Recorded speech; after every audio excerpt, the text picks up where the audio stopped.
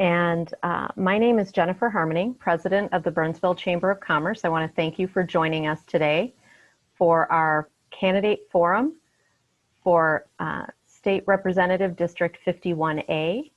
I want to thank our sponsors today, Xcel Energy and Shippers Resource Center, for supporting this event. And I'm going to turn it over to our moderator, Brady Folkstedt. Hi, Jennifer. Thank you. I'm Brady Folkstedt. I'm the chair of the Public Policy Committee for the Burnsville Chamber of Commerce. Thank you, everyone, for joining us for today's candidate forum. Right now, we have District 51A state representative candidates, Representative Sandra Mason for the DFL and Patrick Zurich for the Minnesota Republican Party. For those of you tuning in, House District 51A for Burnsville encompasses everything north of Highway 13 and everything to the east of Parkwood Drive as that runs north and south in Burnsville. A couple of things, the candidates have both received the questions in advance. We will allow 2 minutes for introduction, 1 minute for each of the 4 follow-up questions, and then 1 minute for closing remarks. As we go through, I will also be keeping time.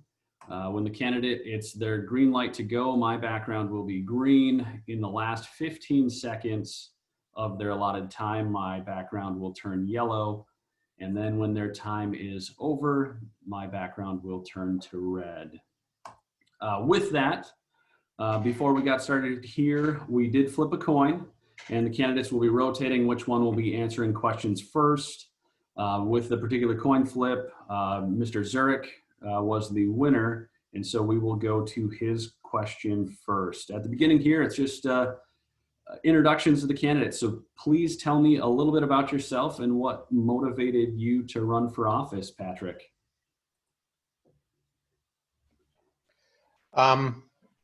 Just as a quick introduction, I was born in a small town in western Pennsylvania, moved to Chicago when I was in 4th grade. Graduated from Hinsdale South High School there, played on the golf team and also I was on the swim team.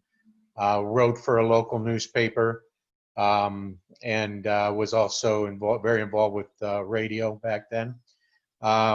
Graduated from Wabash College in Crawfordsville, Indiana with 2 degrees, 2 bachelor's degrees, 1 in English and 1 in theater. And then I have 2 MBAs from University of St. Thomas, 1 in finance and 1 in management. I'm a 34-year resident south of the river, primarily in Burnsville and Burnsville and Apple Valley. Started out in Burnsville when I first moved up here, and then moved to Apple Valley, and now I'm back living in Burnsville again. Why I'm running? I think the district for this particular district, I represent the values and the belief systems that are in place. My campaign closely aligns with what the voting public is looking for, and I plan on taking that and those beliefs to St. Paul. I'm accessible. I return phone calls. I return emails, and have had some great conversations with the public whenever I've been out talking. The public is what I get energized by. I really enjoy the conversations, and my primary reason for running is so that I can represent this district in St. Paul.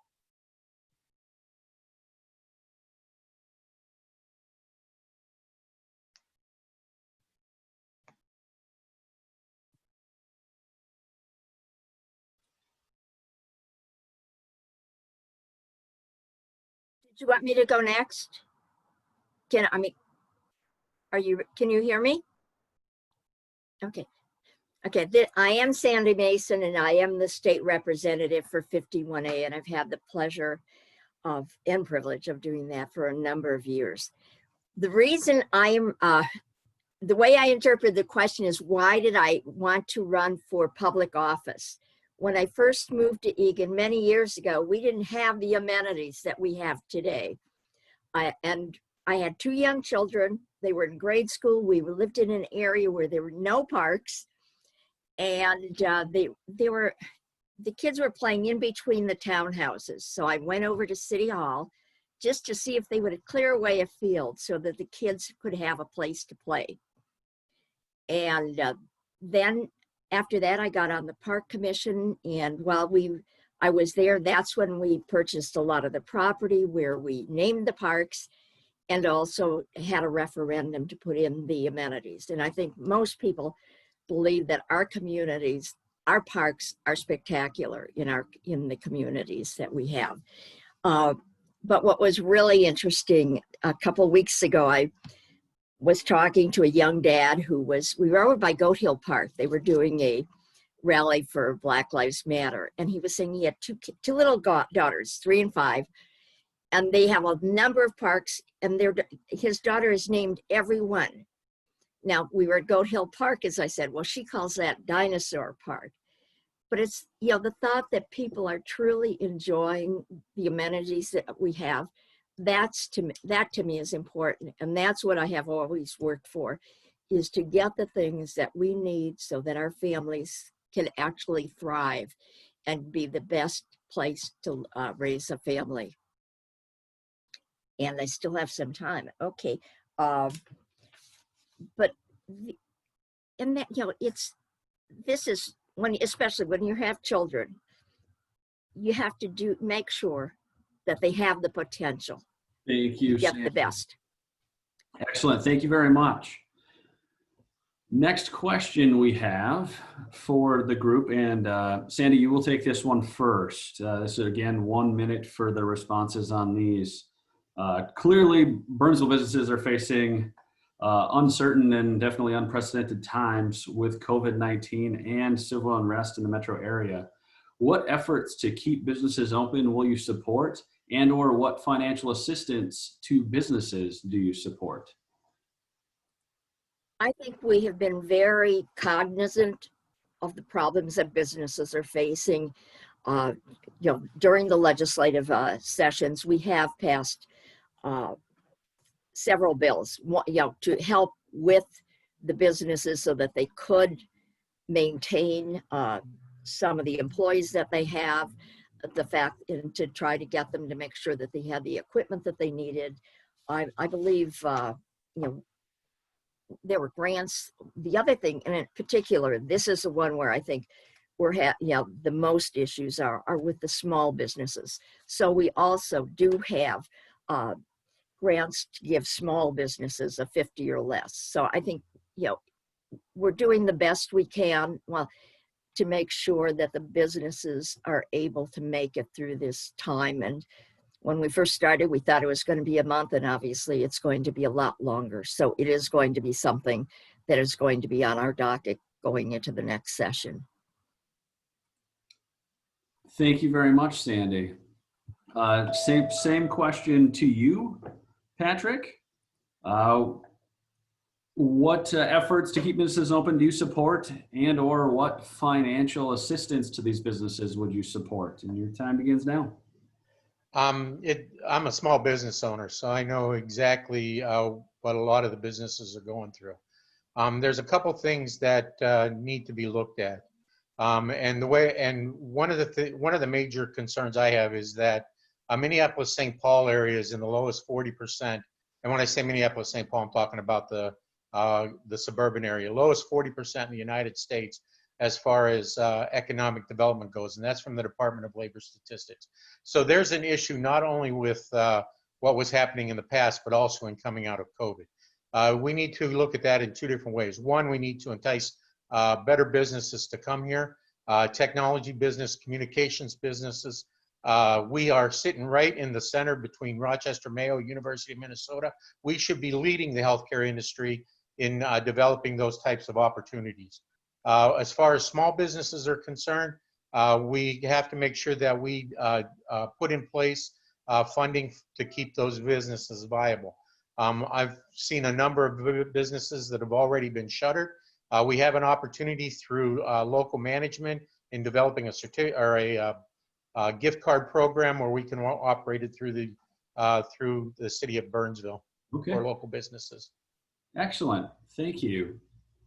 Coming around as we're going to be rotating back and forth, Patrick, you'll be first up on this next question here. The question is, one of the critical issues for our community is the future of Burnsville Center. The city of Burnsville has requested tax increment financing for this area and has been denied the last 2 legislative sessions. Will you support the effort this session?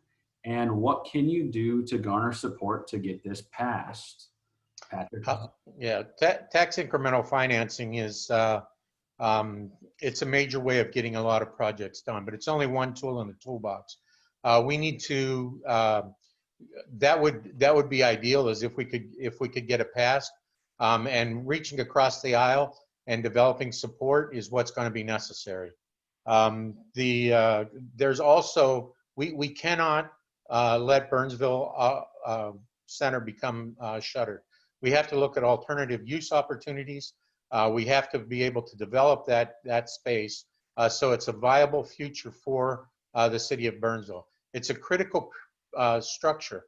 We need to look at different alternatives so that we can keep businesses here, and also that directly affects real estate values, which also affects a lot of other things. Excellent. Thank you very much.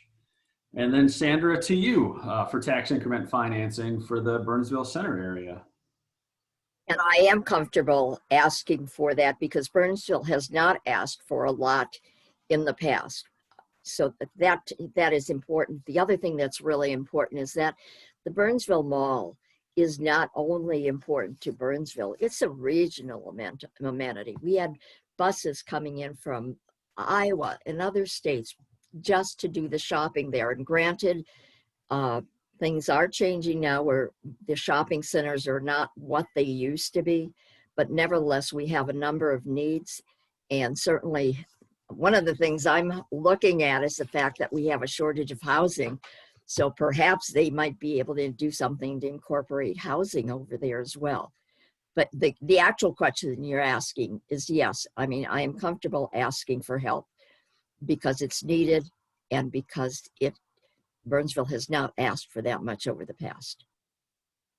Excellent. Thank you very much. Well, if nothing else, I think we've got some really good agreement on TIF financing for the Burnsville Center area. So we hope that that's something that can get accomplished during this next session. Moving on, this is exceedingly relevant to House District 51A. The city of Burnsville is home to 3 landfills currently serving the state of Minnesota and the regional area and have been for decades. There's a plan to dig up the 2 closed sites and consolidate them into the one site that's still open. Do you support the dig and move plan? If not, why? If so, what can be done to help get this accomplished and funded? Sandra, this question is coming to you first. And you Thank you. I think the dig and move plan is probably offers us the most opportunity to develop that land. And the plan that we're looking at, I think, has so many potentials. So again, it's really easy to ask for help because not only will it be helping Burnsville, again, this is a major regional area that I think should be helpful to the region, to the state, as far, once it is developed. And the other thing that I think is really important to remember is we know that the landfills would not be there if we were using today's standards, but it is what it is. But it is up to the state now to help us get through this period of dealing with the landfills. We know that there are issues there. And I can tell you, one of the things that was important, trying to get some help just in the past, is one of the major problems we have is that the land belongs to one owner. And we need to deal with that issue. And I had a bill for that about a year ago, where the state would get the extra money or the profit if the land was sold.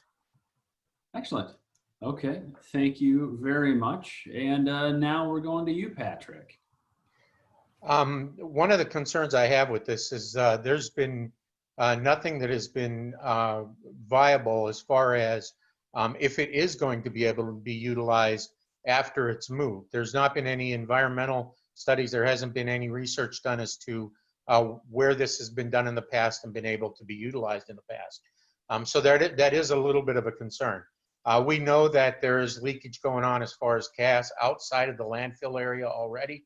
Although the water has not leaked outside of the landfill, it is a concern. So I bring those up only because something has to be done. It's not something that can be left alone.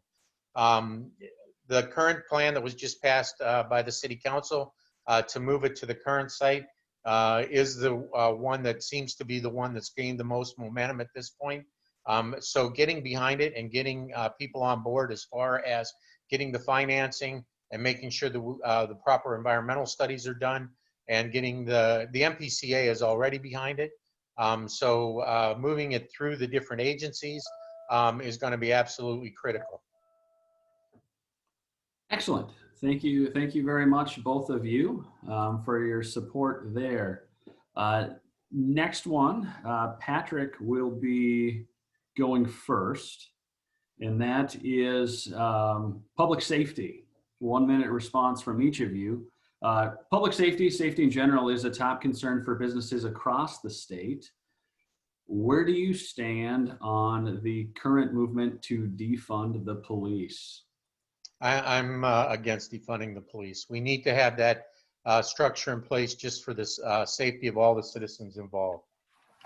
We already have an officer with the Burnsville Police to deal already in place that can deal with some mental health issues, and he is overwhelmed. We do need another officer in place to be able to assist with that. One of the things that the police run into is HIPAA restrictions. When they're going on a call, they don't know if they're going to be running into a mental health situation or if it's an actual emergency type of situation. We've got to somehow relax HIPAA regulations so that when an officer is going on a call, they're going to know whether they're walking into a mental health situation or not. The other thing is we do have somewhat of a roadmap in place. Keith Ellison was in charge of a task force in putting together a use of deadly force, and that roadmap needs to be utilized moving forward in retraining police and making sure that that we utilize it. Why have a task force if we're not going to utilize that information? And that was put together, that was completed in January, and no one has been made aware of that. And it's critical that that be utilized moving forward. Okay, excellent. Thank you very much, Patrick. And going to Sandra, same question. Thank you. I just, in regard to the last comment about nobody knowing about that study, people did, the House Public Safety Committee did know about it, and they did have meetings about it, and we're making recommendations. The fact that it could not get into the House had to do with the opposition by some people against it. And particularly, I think if you look at how much help we were getting from the Republican-led Senate this year, it made it really, well, it was virtually impossible. But but it is right. The recommendations are there. We know what has to be done. The House has spent a lot of time on this, and we finally, after the event in Minneapolis, did get some legislation passed during our special sessions. But that needs to be going on. And I do want to mention that this is local government. And so I think, again, it's important that people know that your city council members are the ones that are making the decisions about who they're hiring and what the policies are. So, and I might mention, I am chair of local government committee. So that is important to me. Excellent. Thank you. Thank you very much. Well, candidates, thank you again for answering those questions. What we have now is you each have 1 minute for your closing remarks. As we've been rotating all the way through, Sandra, you will be giving your closing remarks first. You'll have 1 minute. Please let us know why you are the best candidate to represent our area. Thank you. As long as I have lived in this area, I have been incredibly active, both whether it's in church or in the school districts or in the city and now in the legislature. What happens here is very, very important. And we all know there are some incredibly important actions right now that need to be addressed. And I'm asking for your support that I can keep on working this so we can get back to a new normal going forward. But it's been my pleasure and a distinct honor to represent 51A. And again, I ask for your vote. Great, thank you very much. And Patrick, same question to you. Why are you the best candidate to represent our area? I make economic development a priority, which is the backbone of what should be happening within this district moving forward. Within the educational structure, we just had the school board vote to increase class size. That's directly tied to what is happening within our economy here. And getting the right jobs here, supporting our small businesses is extremely important moving forward. I'm also an advocate for bringing vocational structure and vocational opportunities and teaching those within the high school system so that those children and those kids coming out of school know what other alternatives might be available to them as far as education goes and career opportunities. Affordable health care is also extremely important to me.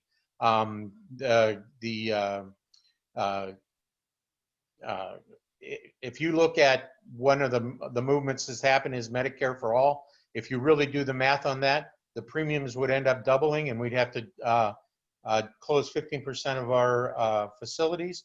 And then the last thing is public safety is extremely important to me and supporting our police and first responders. Thank you. Thank you. And thank you again very much.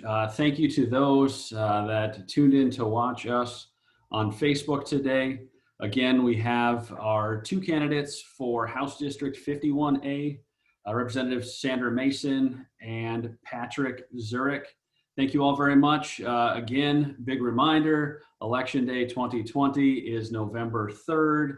Be sure to get out there and vote or request an absentee ballot and do so ahead of time.